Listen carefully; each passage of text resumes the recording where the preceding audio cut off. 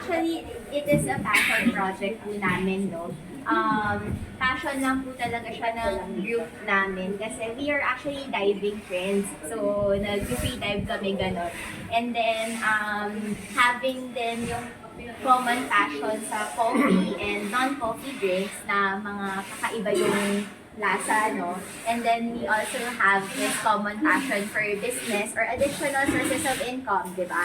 So, sabi namin, tara, buo tayo ng coffee shop, di ba? Kasi, wala eh. Parang, we believe in the concept that, di ba, for someone to be financially stable, or para masabi mo na you're financially stable, you need to have at least 5 sources of income. Sabi nun ng mga business experts, no? So, parang nandun kami sa point na, okay, so let's target 5. So, sabi namin, i-add na natin tong coffee shop sa isa sa sources natin. Kasi, some of us, full-time employees, tapos kami naman ng husband ko, for business naman kami. So, we have 4 owners po. Business naman po kami. Yes. We are a total of 4 owners, actually. So, ako, and then yung husband ko, and then we have Krista and Eli. So, 4 po kami. Yun yung naging kwento dun sa pagbuo namin ng coffee shop. And then, with regards to the name, actually, naghahanap kasi kami lagi ng coffee na strong, bold yung taste, and then the texture is also there. Pero hindi ganon ka nag-trigger ng acidity. Like ako, sobrang acidic kasi ako. So, parang inisip ko tuloy, ay, ayoko ng coffee na to kasi nag-trigger yung acidity ko eh, ganyan.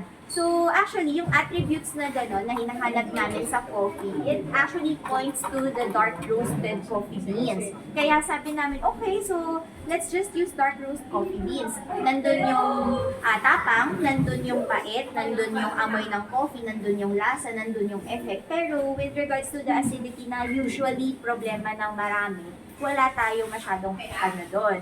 Kumbaga wala tayo magiging conflict doon. So sabi namin, edi, yun na lang, dark roasted beans.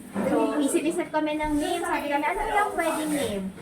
Hanggang sa sabi namin, lalayo pa ba tayo? Let's just use dark roast. Or dark roast, and then we just included yung coffee house kasi gusto namin yung vibe na homey.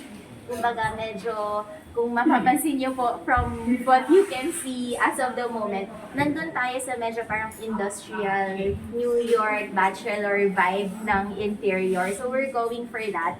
For the grand opening, of course, please expect more interior pa na designs natin na idadagdag. So ganun po yung target talaga namin na vibe. Even like sa sofa, diba, and sa chairs. So we're going for that vibe. Kaya sabi namin, gusto namin homey, gusto namin yung tipong pag pumunta sila, parang, hi, nandito ako. Kaya relaxing din, gano'n. And at the same time, masarap yung drinks. Kaya po siya naging coffee house. Gano'n.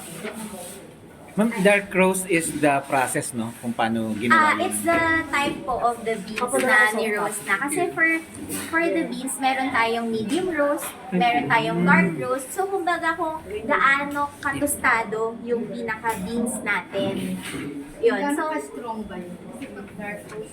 yes, actually kapag medium roasted siya, mas less yung strength ng coffee natin. Kapag dark roasted siya, mas malakas siya. Kasi parang same din po yan, di ba? When we cook, pagka tostado na or medyo nasusunog na, medyo mas malasa, lumabas yung lasa, tapos may konting sunog na lasa siya.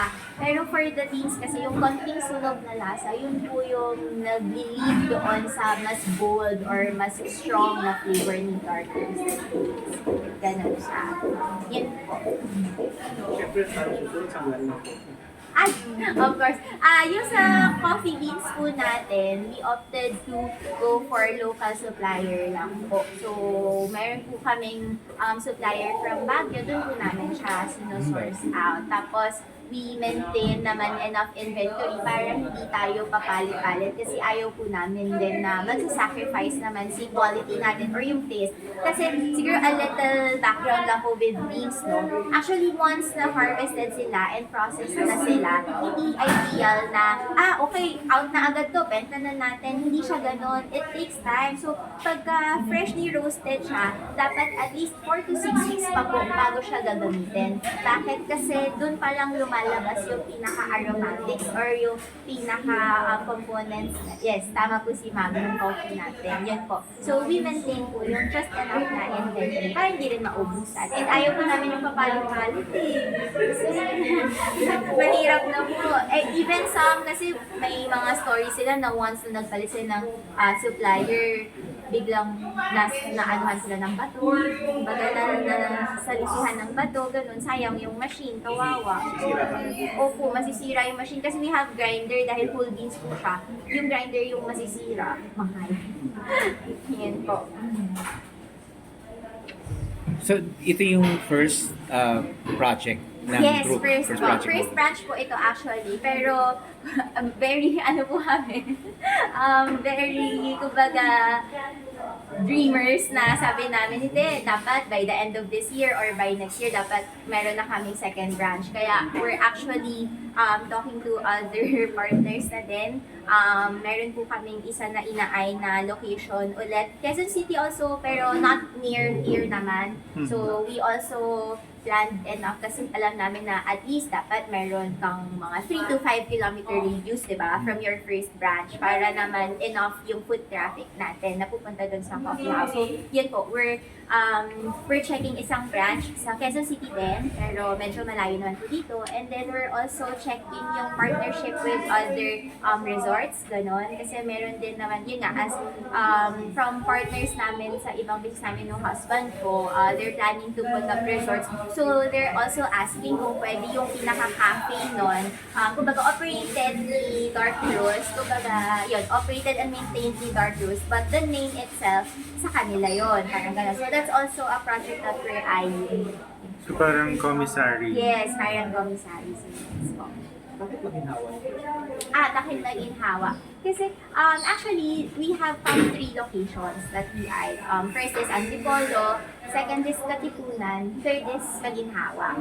So, nung nag-visit kami ng Antipolo, nagpunta kami ng weekday, nagpunta kami ng weekend. Parang from our observation kasi, yes, maganda yung foot traffic sa Antipolo. Especially pag morning or especially pag weekend, sana yung mga nagbo-bike or yung may mga activities, di ba? Or family gatherings, gano'n. So, it's either early morning or like late night na siya, nag-boom, gano'n. Tapos, ang napansin mo namin, masyado ng tabi-tabi. And ang advantage mo dun is kung meron kang location na merong overlooking. Kung wala, sorry, di ba? Wala, kasi wala eh. So, it's either bababa mo yung price mo, ganyan, para makilala ka. So, sabi namin, sige, let's look for another place. Katipunan. So, we also check Katipunan. Okay din, actually, kasi di ba, malapit ka sa schools, di ba? You have Ateneo, you have Miriam, and then meron din mga condo. So, sabi namin, okay din, marami din pagkain. But, sadly, yung commercial rent natin is too high sa Katipunan, di ba? So, parang you need to sell X number of cups para lang masabi mo na mag-break even ka, di ba? Sabi namin, sige, check pa tayo. Katipunan. Maginhawa. Here comes Maginhawa. So, inisa-isa namin yung coffee shop here. Punantahan namin ng weekday, punantahan namin ng weekend. Sabi namin, okay yung market. And pag tinignan mo sila isa-isa, napupuno din. Hindi rin nawawalan ng tao. Kasi, syempre, the overflow of some more known coffee shops, diba? Napupunta sila doon sa iba pa ng mga hole-in-the-wall natin na coffee shops, no? So, sabi namin, okay. Tapos, we check the prices. Sabi namin, prices ng ibang coffee shops dito, nasa 200 and above. Pero, benta pa rin. Sabi namin, okay. Eh, pag kami nag-price ng coffee namin, sabi namin, lower than 200. Ano ganun? So, sabi namin, sige, let's check. So, we're blessed actually na nakahanap kami ng commercial space dito sa Maginhawa na sobrang baba ng rent. And when I say sobrang baba, like, sobrang baba po talaga compared to other rent na nandito. Kaya sabi namin, okay, so maybe this is it. This is the blessing. Take na natin to. So, go na. And yun po, doon namin na nalaman din kasi we also prayed for commercial space na mag-fit sa gusto namin. In terms of financial na capability namin, in terms of the space, the available space, in terms of the location, kasi kahit na nasa building po tayo, nasa ground naman siya, di ba? So, yes, may parking pa, yung malaking bagay po yun. And of course, we're also planning to partner with the establishments dito, like offer discounts, di ba? So, somehow sabi namin, baka meron na tayong sure na mga clients dito. Ganon. So, sabi namin, okay, it's the universe telling us already, dito na tayo, kaya nandito po kami ngayon. Ayun. It's too early to tell, pero sa tingin nyo, ano yung pinaka magiging parang bestseller ninyo? Oh, okay. Actually, tama po, no? Too early to tell. Pero, since we also did our R&D and pinapatry po namin kung sino-sino talaga ng mga coffee. We invite friends, we invite family. Try mo nga, ganun. So, we also tried everything. For the coffee taste, ang nakikita po namin na magiging bestsellers talaga dito. First is salted caramel. Salted caramel.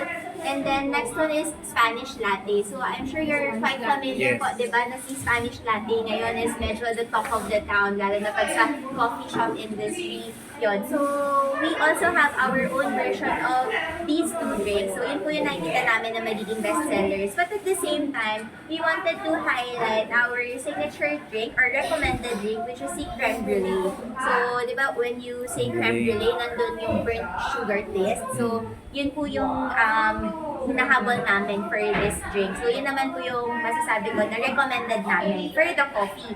For the non-coffee, I highly recommend, highly po talaga, recommend matcha latte if you're a fan of matcha. But if you're not a fan of matcha, please do try pa rin po kasi baka magbago ang isip nyo. And then we also have strawberry latte. So this one is just strawberry and milk with our secret ingredient para po mas pop yung flavors niya. And also the double chocolate or just the hot chocolate or iced chocolate po na version na. So, yun po yung mga best sellers na tingin namin and yung recommended po na drinks namin from the menu. So besides the coffee, ano ba yung Okay. Besides coffee and other drinks po, no, we also have food. We have pastries and we also have breads. For the